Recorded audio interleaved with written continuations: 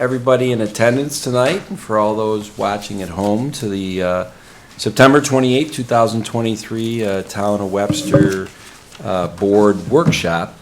We have a few agenda items tonight. But before we get going, I just wanted to say that the Webster community, a sad week for the Webster community. We lost Kathy Thomas, who was the town supervisor in the mid to 90s to early 2000s, and also was the town clerk for about a dozen years prior to that. It's not often that somebody gives 25 years of service to one organization, and so I just hope everybody, as her family goes through this, please keep her and her family in your prayers. And there will be more information, I think, coming about celebrations of her life and things of that nature. So, well, the first item is a resolution. Actually, this is, I call this the John Cahill bill. John, if you remember 3 years ago, you kind of spearheaded the lawn mowing bid process to see if we could save some money, and I think we saved some significant money back then. We sure did. Time flies. That was a 3-year contract. Yeah. So we're back at it. Here we go. So I don't know. I just want to add that this may be the John Cahill bill at this point, but this was first spearheaded by a former board member, Randy Nelson. Get out of here, really? Yes, remember Randy? Oh, I did not know that. Yeah, Randy really spearheaded this initiative, and I'm happy to see that it's carrying forth and that John has picked up the mantle of that. All right. John, do you want to read this since it's go close ahead. to your heart? Oh, well, thanks. ahead. I make a motion to approve the solicitation of bids for the Town of Webster Park/land mowing for 2024-2026 term to be advertised in the Webster Herald's Wednesday, October 4th edition. Second. Supervisor Flaherty, Aye. Councilman Cahill, Aye. Councilwoman Cataldi, Aye. Councilman Abbott. Aye. Okay, the next item up tonight is actually a public hearing, and it's to consider enacting local law number 2, amending chapter 304 of the Code of the Town of Webster, real property tax law, section 466-A, tax exemption for volunteer firefighters and volunteer, it says ambulance workers, but I'm going to say volunteer emergency medical service workers. So I think it was 2 or 3 weeks ago, Donna Comar, our assessor, came in and gave a presentation on what this was all about. We had last year enacted a local law, or 2 years ago, Dolly, to give this exemption to the volunteers. I think the state has made some changes to that, so in essence, we are looking at just, for the most part, continuing on with the spirit of giving the exemption status for volunteers. But I guess Charlie's shoehorning it into the new state law. Correct. It's A layman term way to put it it? expands it a bit, yeah. Yeah. So, I think there were some spousal benefits as an expansion on that And, at some yeah, point. and domestic Right. partners, Yes. right, correct. yes. So, for formality's sakes, I'm going to open the public hearing. Is there anybody that would like to take the podium to speak about this? I'm not surprised. I don't think it's that controversial. We should probably do it. So I am going to close the public hearing. And do the board members have any comments, questions on this? No. I do not. Donna did a great job She sure presenting it did. to us. Well, we do have the resolution in the folder. I don't see any problems with doing the motion and resolution No, tonight. no, it's Charlie. ready to go. So, I guess, I don't want to bore everybody with the whole thing. The best way to do this is to make a motion for enacting local law number 2, amending chapter 304 of the Code of the Town of Webster Taxation, Real Property Tax Law, section 466A, for tax exemption for volunteer firefighters and volunteer EMS workers. Second. Supervisor Flaherty? Aye. Councilwoman Cataldi? Aye. Councilman Abbott? Aye. Councilman Cahill? Aye. And hopefully we can continue for the next 20 years to have people volunteer, because it's a challenge. Now, typical town board workshop is presentations, so we have 2 of them tonight, and we're ahead of schedule. The first one is a presentation by Josh Artuzo, the Director of Community Development, and Matt Chatfield, the Executive Director of the Webster Economic Development Alliance, and it's on the possible next steps on 600 Ridge Road, the old Webster Furniture Stripper. So I'm going to hand the baton to Josh. Thanks, Supervisor. So I'm just going to go over a brief history of, a recent history of some milestone events pertaining to 600 Ridge Road, which is located at the northwest corner of Ridge and Gravel. So this property, the former Webster Furniture Stripper site, was abruptly closed in 2006 and essentially abandoned by its owner. So approximately between 2009 and 2020, this property was offered for sale at the tax foreclosure auction. There were no bidders, and the county opted not to take title to the property each year. So the property continually remains vacant and abandoned. So in an effort to try and address this long problem property, the town engaged with conversations with Monroe County and ultimately entered into an intermunicipal agreement that gave the town temporary control of the property for the purpose of environmental investigation. So the town, back last fall, did utilize the county's engineering firm, Day Engineering, to perform the environmental testing approximately from November to January. In April of this year, we held a public information meeting at Spry Middle School to report the results of that Phase 2 testing, the results of which were inconclusive and called for additional testing. So in June of this year, we engaged with Knopf Shaw LLP, a local environmental law firm, to help us with exploring options and developing strategies for this property. So over the past 2 months, we've been working with Knopf Shaw, as well as the EPA, the New York State Department of Environmental Conservation, as well as the Webster Economic Development Alliance, to develop potential acquisition strategies and investigate liabilities associated with the property. So as recent as 2 days ago, the county resumed its tax foreclosure auction, I believe for the first time since COVID.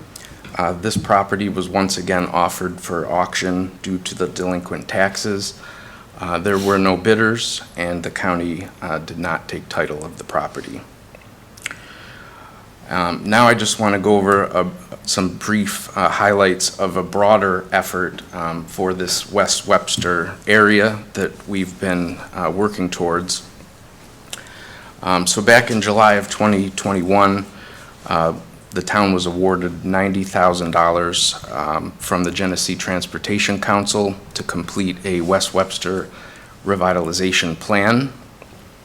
So we were finally able to get that initiative kicked off officially in March of '22. We formed a committee of area business owners and residents to help guide us in that process. Last December, we also hired a consulting firm to perform an income survey of the area.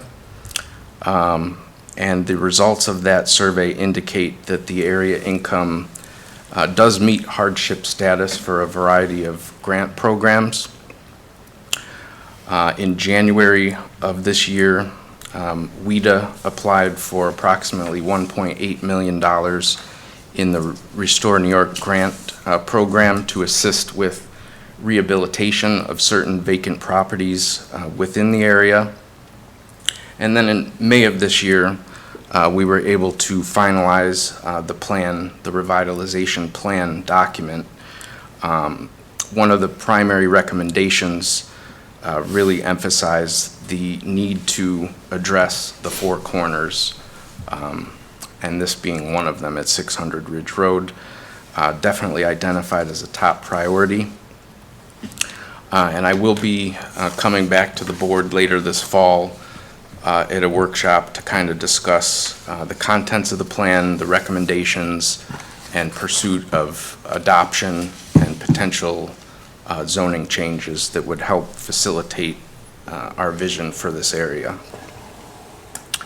So with that, I'm going to turn it over to Matt Chatfield, the Executive Director of the Webster Economic Development Alliance, and he's going to talk about some potential next steps and milestone dates. Sure, great, thank you.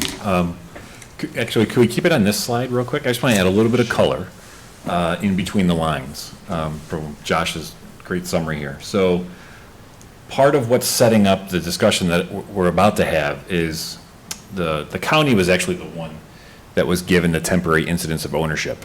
And that was only like a 60-day time frame. There was a very limited amount of time under which that temporary incidence of ownership for environmental investigations was able to be had, and that ended in February.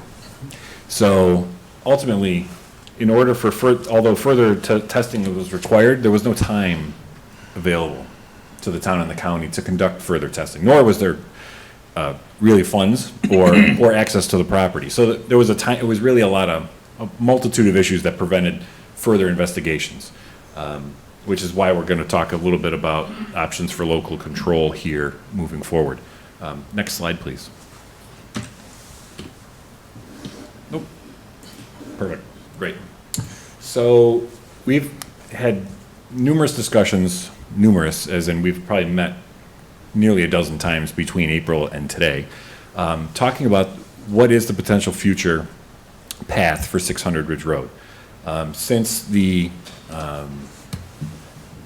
acquiring the services of Knopf Shaw, we've had several meetings to talk about how do we gain local control and what are the processes for that, in discussions with both Monroe County and the DEC. And recently, we also had a board meeting with my board of directors, which is the 5 members, the supervisor of the town, the mayor of the village, the superintendent of the school district, the president, CEO of the chamber, and the president of the BID, the Business Improvement District. Yes. Sorry, Matt. That's okay. That board, we described how WIDA could ultimately, potentially, take title to the property through the town, and then be the one to hold on to the property and then try and facilitate rehabilitation, and then transfer it to the private domain.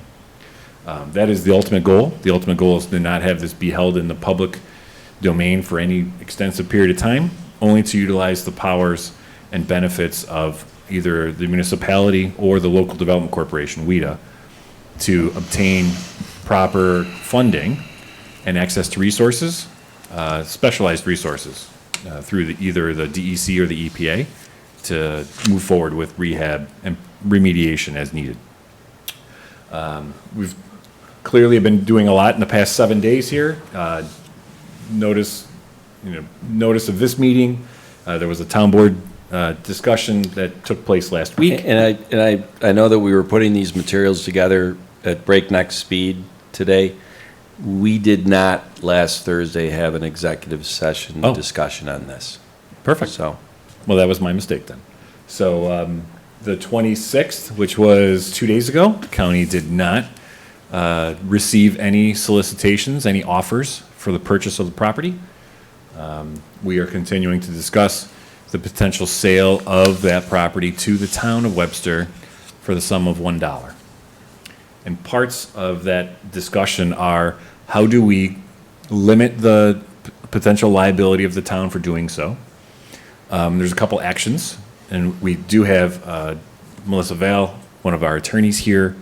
I'm not going to pretend to understand all the legal jargon. We will definitely query her on that. But I do understand that The Phase 1 report, the Phase 1 ESA, would be a requirement to perform the proper due diligence, and that offers you protections as a buyer in the eyes of the federal government and the state government, I believe.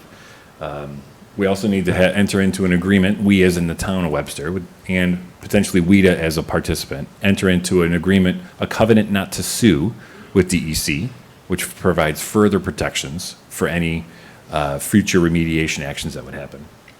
The town also needs to enter into a letter of intent with Monroe County, and for that potential purchase or transfer of the property, and that will need to go through the proper channels. That needs to be introduced by the legal department to the legislature first, and then goes for discussion amongst the legislature on the 10th, would be the earliest date available, 10th of October. And then also the town board would need to declare itself lead agent towards that action as well, the transfer of real property action. So our hope is that by the 10th, we could have a general consensus from the Monroe County Legislature that this is in fact what's in the best interest of the public moving forward. We do have a potential timeline. We have some troubles with the timeline. We are currently identifying one particular grant resource through the EPA that is probably our best path forward to obtaining both investigation funding and remediation funding, all in one grant. In prior years, the grant was due like November 21st to November 22nd. We were hopeful that that was the same timeline this year. They moved it up a week on us, and unfortunately, the earliest date we could potentially, if all boards were in approval and all things went smoothly, November 14th would be the earliest date of transfer. So currently, we're off by a day from having title in the hands of the town to being able to apply for that grant. So our hope is that we can talk with the EPA in particular. Maybe there's a paper trail of intentions, good intentions on the part of the town and the county to go through with said transfer on the 14th, one day after the grants or applications are due. But that's really the series of events. As you can see, it's the timing is tight for all of them, right? We're trying to do a lot of things. And largely, the majority of it, the reason for the haste was so we would be eligible to apply for this particular grant resource this calendar year. So, and also, the further that property remains in the public or in the private domain and that isn't maintained, the more difficult more difficulty we're going to have in really moving that property forward. We need local control. And Matt, the reality is that until the Tuesday, September 26th auction happened, this is all a moot point. The county doesn't have the ability to not do the due process of a foreclosure auction. We can talk with them about the concept of doing this before the 26th, but that auction needed to take place. Absolutely. And so that's really why the time frame is so tight. And up until the 26th, that's all that did happen was. We couldn't begin it was before now. discussions. There was really no exchange of any sort of paper. Right. So it's a tight time frame. But if clearly I can answer any questions you may have, but our legal counsel is here to answer any very particular questions. I'm just curious about the liability, potential liability on the town. If you could give us some specifics, that'd be great. So I would love to give you specifics on liability. Thank you. I am obligated not to disclose any attorney-client privilege communications and the communications we've had with the town, so I think that specific question is better for an executive session. So Charlie, I don't know if you think this is a good time, but I think, without getting into specifics, and, certainly it's not a secret that contaminated properties carry some level of liability with them. There are, as Matt discussed, there are a number of things that you can do to better arm yourself to, against that liability. Matt mentioned an agreement with DEC, and that, with the Department of Environmental Conservation, that has, that's a big effort on DEC's part. They're really interested in working with municipalities to to limit liability, to make municipalities more comfortable in becoming an owner of these exact type of properties, with the, full acknowledgement that these types of properties are causing blight in communities and, prohibiting revitalization, which is exactly the situation that we find ourselves in here today. So, DEC is very outspoken about their willingness to try to alleviate the potential risk and liability, specifically for municipalities, with a cooperation type of agreement that Matt had mentioned. Does that help answer?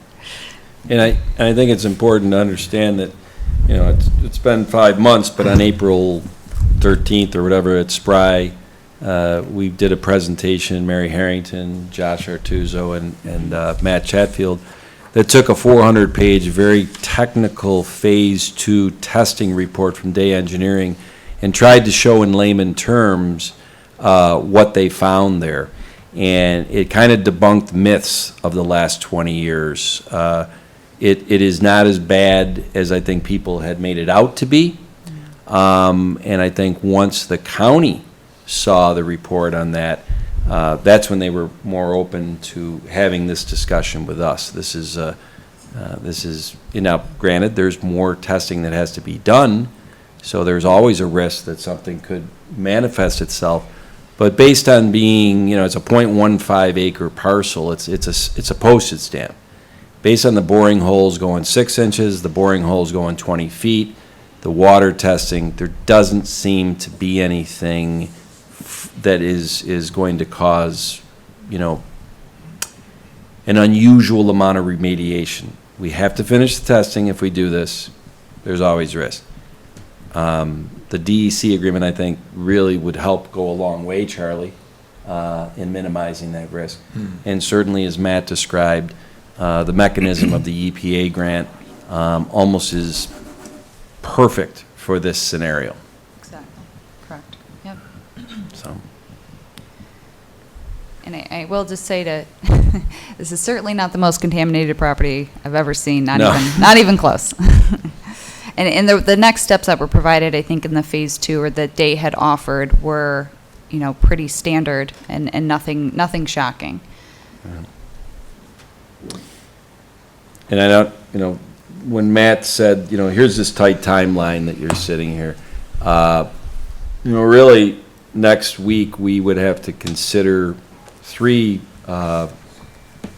resolutions to get the ball rolling on this. Right. We're hoping to get Day Engineering's Phase 1 quote as soon as possible to get it out to all of the board members. So they have an idea of what type of dollars we would be talking about investing. We already, as you know, I think we did it with ARPA money, Paul, the $35,000 of the Phase 2 testing in November of '22 and January '23 were spent on that. The letter of intent for the transfer of the property from the county, that's somewhat of a sleeves from our vest. It's something that they need to go to their October 10th legislature meeting to see that the town board has said, yeah, we're interested in moving this process along. And then declaring the town board as a lead agency on seeker. From what I understand, this isn't a 1 or 2. It's called a Unlisted. Non-listed. Unlisted, yeah. So what does that mean? A non-listed seeker? I've gotten too much. Yeah, Short Bill. form environmental. Thank you, Bill. Yeah. Because you know what? I'm getting educated on 1 and 2, but now I heard this non-listed. Unlisted. Unlisted. Unlisted, oh, yeah. Short form environmental. All right. All questions should go to Bill. Much longer. Interestingly enough, to that tight timeline, Tuesday, October 10th, I don't know, just because the conversations we've had with county key people, it's not the 29-person legislator. We will be talking to Legislator Hebert and Johns to advocate on this if we want to move forward. But that's a 29-person legislature, that's a wild card. This could all be over on October 10th. They may, vote to not pursue this, or they may, and I'm speaking on behalf of me, not the town board, if they're trying to get more out of this than basically a $1 to get it off their back, and I would not advocate for that. And Tom, sorry, just to clarify, the October 10th, it's just being introduced to the county legislature, so then they'll have the committee meetings, and then the full legislature will take action on the November 14th. So really, it's not until November 14th that we know which way the county will sway on this. I think the committee meetings could Sure. provide some insight, but I think. Well, you could get some color on the Sure. 10th. I mean, I've watched some tapes of those, and those 29 legislators, inside voices come out, and we Sure. might get an idea of where some of them are sitting on this. And then, so the board would be kept apprised all the way along through those committee meetings and this and that, but anyway. I have no more questions. Bill? Oh, I'm fine. All righty. It's in the county's hands right now. Thank you. You're welcome. Melissa, thank you. Thanks, Matt. Josh and Matt, thank you. It's funny, those two timelines, 2 pages, it doesn't seem to do justice for all the work Oh, that's no. been done in the last 3.5 Not at all. years. Meetings, Zoom, this, that, crazy. I just want to make, I have to make a comment. Please I'm do, sorry. Jeff. This, you said, you're right, there's been a lot of work, a lot in the last 3.5 years. A lot of people have been working very hard and doing in-depth studies and reviews, and obviously, we've had a lot of professional assistance as well. The fact is, this started a good 12 or 13 years ago, and if the county decides not to transfer it, it's going to be another 12 or 13 years, and that property's just going to sit there and do nothing, because there's really not a lot that can be done with this property, the way things have been going. It's not been sold to anybody who's developing it, who's intending to develop it. It's just been a one rollover after another. So I think what the town's done is great for the town, it's great for the West Webster hamlet, Yeah. and for the community in general. So I hope the county does the right thing. My opinion. Thanks, Charlie. Thank you, Matt, Josh, for all your work. Come a long way in just a couple of years, so we're making good progress. Okay, well, we are, I think, right on schedule, actually a couple minutes ahead. We only have one more item tonight, and it's a presentation and/or a town board discussion on short-term options. Okay, I don't know how that, I think this got messed up with the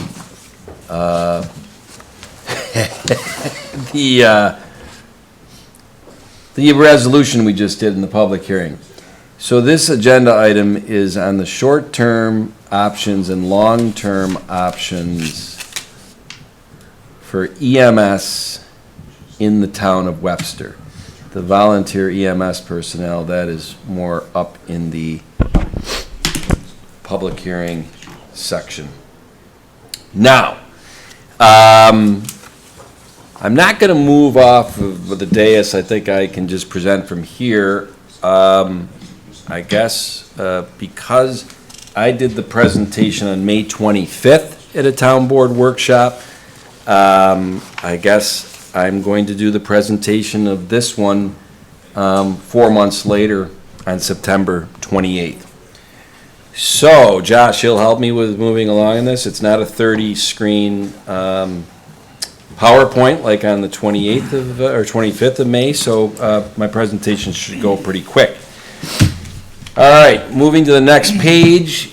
This first page should look familiar to everybody because it is exactly the page that was presented on May 25th in this boardroom. And this was the summary page of the short-term options that had been identified at that point. The only change to this screenshot is the red font that says this was presented at the May 25th, 2023 Town Board Workshop. It's the exact same slide. At that time, there were 7 short-term options that had been identified, and there they are. I'm not going to read them off. We can move on to the next. Now, the last 4 months have been pretty active on this. On June 8th, we had a 2-hour public meeting at Webster Thomas High School. Many of the people that are in the room tonight attended that meeting. Approximately 80 attended. There were 50 questions that were asked and answered. About half of them from the attendees that night, about half of them from a portal. A week later, my Supervisor's Corner article in the Webster Herald clarified that we're not going to hit a June 30th decision by the town board on the short-term option. We are still missing information, most notably the 2022 financial audit from NEQUALS. So I put in that article that tentatively, we're going to make this decision 45 days after receipt of those audited financial statements. Now, on July 14th, our town attorney, the Honorable Charlie Genesi, formally requested of NEQUAL's attorney the 2022 financial audit and also an 18-month payer mix, and requested that by no later than July 31st. On July 31st, NEQUAL's leadership informed the town that they are in the process of changing their legal representation and that the 2022 audit would be forthcoming soon. On August 15th, the town received NEQUAL's 2022 financial audit. The payer mix from January 22 to June 23 was not provided at that time. I'm going to do some simple math for everybody. 45 days from August 15th, making a decision on short-term would be right around October 1st, which is Sunday. Now, from September 1st to the present, some town representatives, including Paul Adams, Councilman Cahill, myself, Charlie Genesi, and Russ Ziskin, the CEO of a Syracuse-based EMS agency, we've been working with NEQUALS to determine the payer mix, and as we sit here tonight, some questions still are out there on that, and I know that John and Russ have been actively trying to get that. Go ahead. I want to just explain to people what the payer mix is. Well, I was going to get into that. Okay, all right, okay. But actually, for the people that are in this room, since most of them work for WEMS, they should understand unequivocally what payer mix means. I think Russ Ziskin, he was on the panel on June 8th, and I think he did a great job at that public meeting of explaining what payer mix is that when the EMS professionals get a call, they don't distinguish at that point if this is somebody that is rich and has private health insurance and that they're going to get all $1,500 of what they bill out, or whether the person is maybe older and or less affluent, is on Medicare and Medicaid, and that the ambulance company is only going to get $300 out of their billed $1,500. That's not what these people do. Their passion is to go help people. They don't sit there and do an accounting of, oh, what do we got here? God bless them. But when the dust settles, an ambulance company has to figure out, okay, well, how many of our calls ended up being full pay, and how many of our calls ended up being slotted to capped off on Medicare and Medicaid because the patient was a Medicare or Medicaid patient. That's payer mix.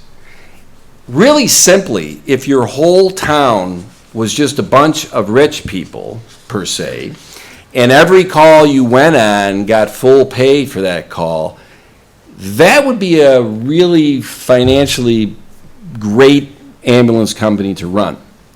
Conversely, on those same exact number of calls, if your town was all Medicare and Medicaid, your revenue might be 1/4 of what the rich towns was, on the same exact number of calls and the same exact number of expense, because these professionals have to be in those rigs.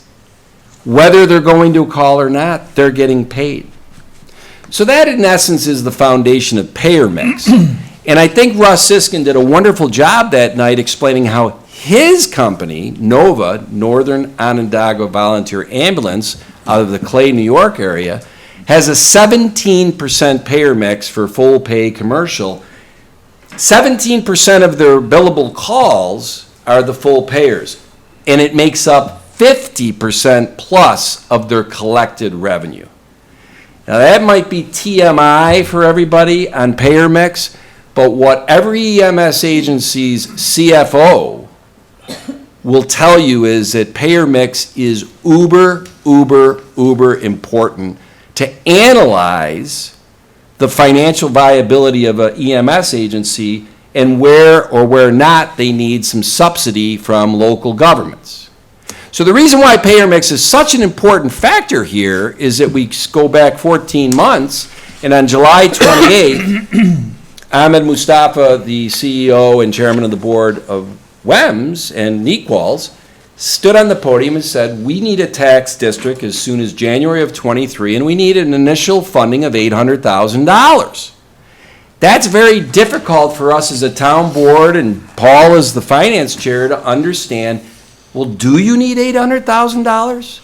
Because are you that rich town that you're getting a payer mix that is tremendous? Or are you a poor and old town and your payer mix is very low? And that's the type of data we need to make an informed, educated decision. That's my explanation of payer mix. And right now, as we sit here, we don't have enough information about that from Nequals. Would you agree with that, Paul? Yes, I would. We were Okay. provided the WEMS only payer mix for 2022. We've asked for the Nequals portion, Okay. because it only tells half the story. So, and I gotta say this, Russ Ziskin has been a godsend. He's one of our own. When I say one of our own, he lives here in Webster. Ahmed Mustafa is actually on Russ Ziskin's board out at North Onondaga Volunteer Ambulance in Clay, New York. He has really been helpful with Paul, Charlie, myself, and John Cahill as we are trying to navigate something that is almost a different language. So, he's not here tonight, but thank you. Last on this timeline is that on September 20th, Nequals legal representation sent to, I think you, Charlie, a proposed amendment to the town, to the contract between the town and Nequals. And then I know Councilman Cahill got involved with that, and on September 25th, there was a second proposed amendment sent over with some changes from the first. But both amendments had a money component where the town was giving money to Nequals in exchange for some metric changes as far as monitoring them, and also a 5-year extension of the current contract through the end of, or through 2030. Actually, a 5-year, I think, would be through the end of 29, right? 26, 27, 28. No, it'd be through the end of 30. All right. So that's been the activity the last 4 months on that. The next page is, once again, this is a page that should look very familiar to everybody because this was a summary of the long-term options that at least had been made known through May 25th. So these were shown back on May 25th. And then we can go, I won't read them off because everybody has seen these. Anybody paying attention to this process has seen these. Next up is, this is an update on the long-term options. The University of Rochester's Simon Business School has a team of 5 MBA, Masters in Business candidates that will be starting a research project on the long-term options on October 1st, actually October 2nd. They have told us that based on this model, this is a model they do for businesses, and they've done it for, I think, 5 or 6 years now, that it's a 2-month process, and that they will be giving they'll present their research findings in early of December 23. I will say that this is, I think, a phenomenal opportunity for the town because they do businesses. They do consultation of businesses. This is the first time they've done a government entity, but as the town board has found out, we're in the ambulance business. We own a municipal certificate of need. We outsource our ambulance business from that licensure authority to NEQUALS. But make no doubt about it, the town is in the ambulance business. And so once we explained that to the powers that be at U of R, they said, you know what? We will take on you as a client in this. And it costs the town nothing to get some of the brightest minds at an MBA program at Simon School that I think everybody knows is one of the best in the country. So I think it's a tremendous thing for the town. And last but not least, town legal representation, my friend over here, Charlie Genesi, and some other attorneys, per se, have been researching the municipal-owned certificate of need. The town of Webster must determine if the risk versus the authority that con provides the town makes sense in 2024 and beyond. We're in the ambulance business. We have authorities having a municipal con. No other town in Monroe County has one. We have risk. We have liability that cannot be outsourced. You can't abdicate liability by going out and outsourcing a service. Next. And I'll let everybody know, you should be happy, this is the last one, so, page. So the general updates. The short-term option decision, the factors still needing to be discerned that will delay the October 1st tentative deadline. The payer mix, I've already explained that. Until we can get a good handle on it, it's very difficult for the town board to make a short-term option decision. This due diligence process, I'm just going to say, has made the town board look at this from a standpoint that this may not just be a financial decision. Does this decision that we're about to make go beyond financial subsidy? Some of that I already just described. I think we found out in the last 14 months, something that we really didn't consider back in 2015 through 19 when we pursued a municipal certificate of need, that there's risk to it. The Penfield Volunteer Ambulance has developed a 90-day transition plan, and it's currently under review by the town board.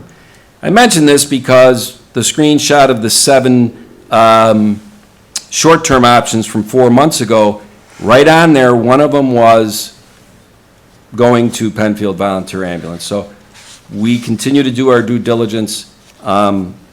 We had them do that. The town board members are looking at that.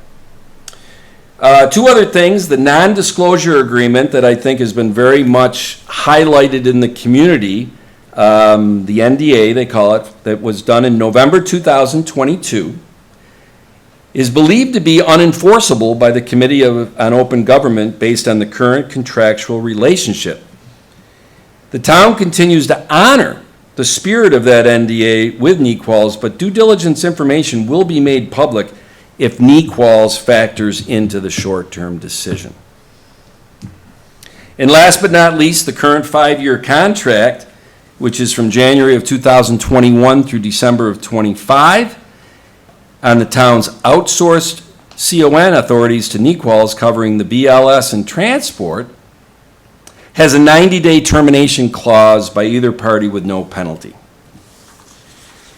So that's our update at this point, and hopefully, since I did that presentation in 14 minutes, any Q&A can be answered by other people besides me.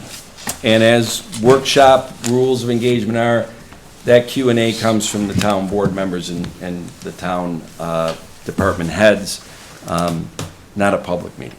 Public I shouldn't say public meeting. Public Yeah. can come to these. It's not open to public comment. So the U of R MBA candidates are coming, they're going to be looking at, I believe, 2 municipalities that have their own ambulances within, correct? Macedon and Colony. Right. Colony's outside of Albany. I think everybody knows where Macedon is. Yeah. So there were some disparaging remarks on Facebook with respect to these MBA candidates coming in to do this. And I just want to say that that was in bad taste and never should have been done. And I think the town welcomes these candidates to come in and look at Macedon and do the work that they're about to do. I think we could all agree that there's a lot of things on Facebook that are inappropriate and in poor taste. Well, there is, and there's been a lot of rumors and innuendos floating around, in particular by, several people that, think they're in the know, but they put some information out there that's not true. And, you have very dedicated people here, young people here today, that hear these rumors and they see it on Facebook, yet they show enough class not to respond.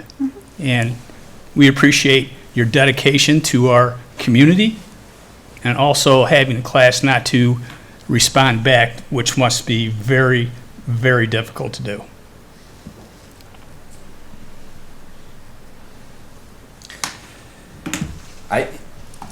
I'm so intrigued because I'm not on Facebook, but I don't want to know.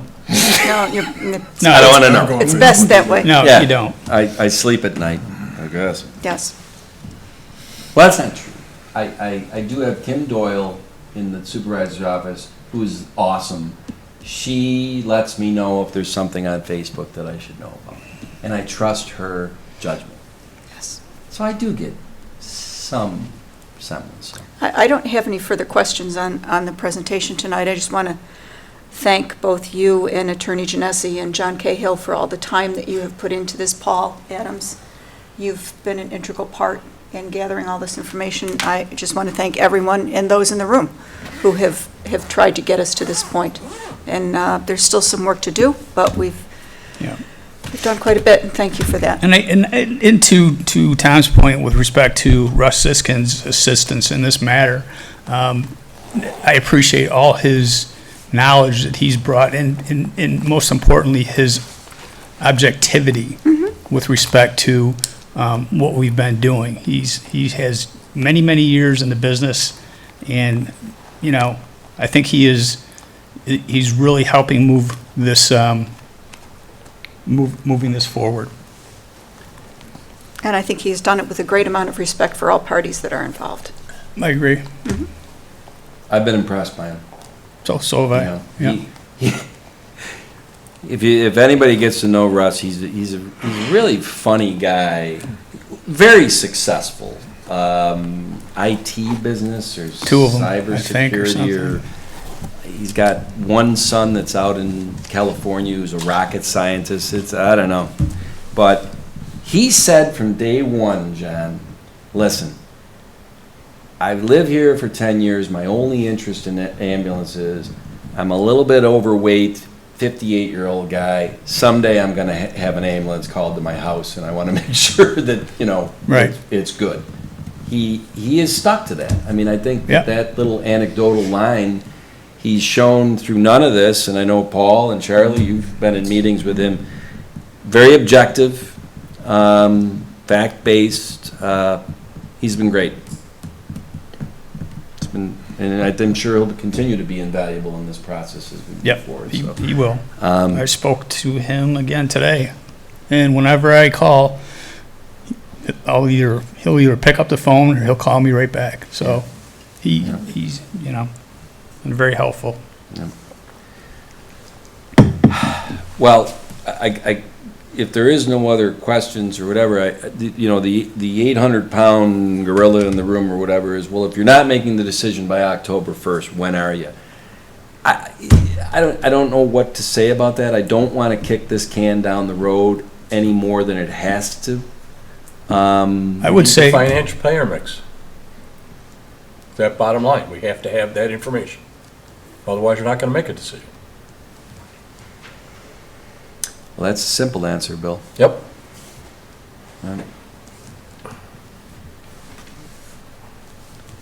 I'll leave it at that, To be determined. yeah. So you'll see out there on Facebook that the town board continues to not make decisions. Yeah. That's what they'll say? right? Sure, Okay, yeah. all right, well. With that, I think that concludes tonight's town board workshop. Thank you, everybody, for coming, and for all who watched at home live or just watched the tape. Thanks.